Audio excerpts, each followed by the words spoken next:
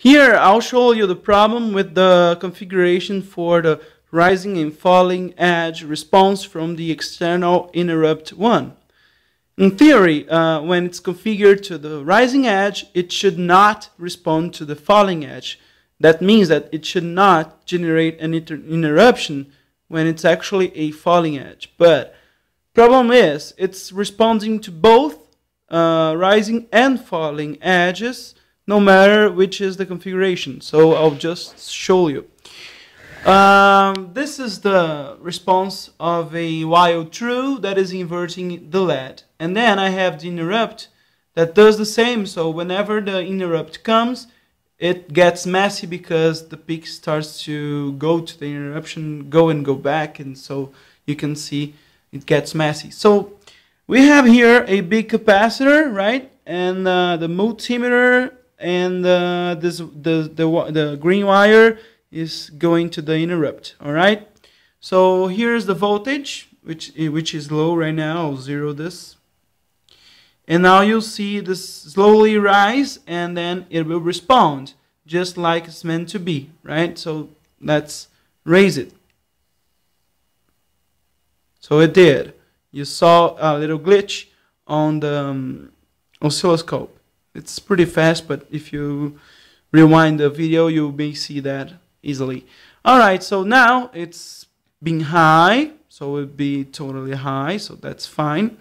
And now I'll just make it go down, so it'll be a falling ramp, which should not have any response from the PIC, although it has. As you could see, it has responded, so it responds to both rising and falling edges. So this is it. It's zeroed, gonna go up. It has just responded.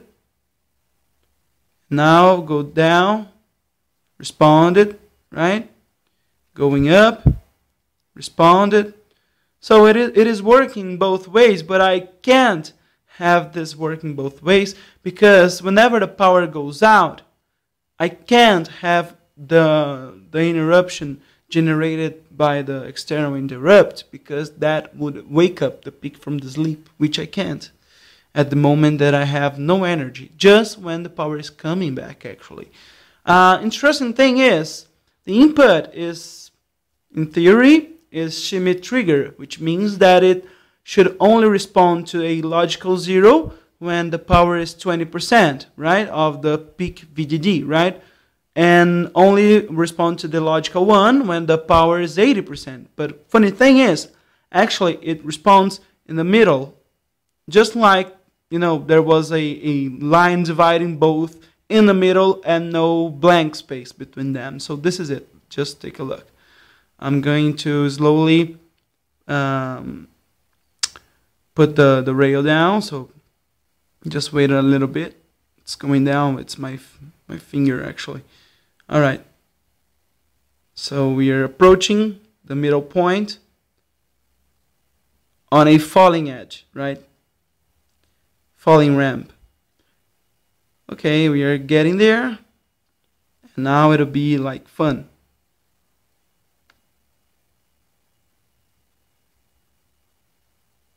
It's pretty difficult here, just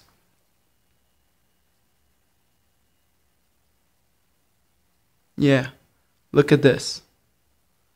Look what is happening. This is pretty messy. Many thousands of interruptions.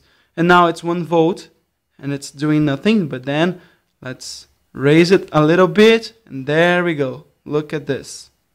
This is absolutely messy. And that's not nearly 80% of the voltage. You know, so it should not respond anyway, but it does.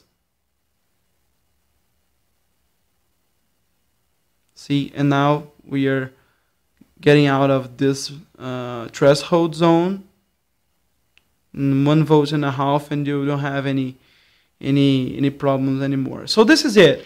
Problem is, it doesn't respond to the falling or rising edge configurations.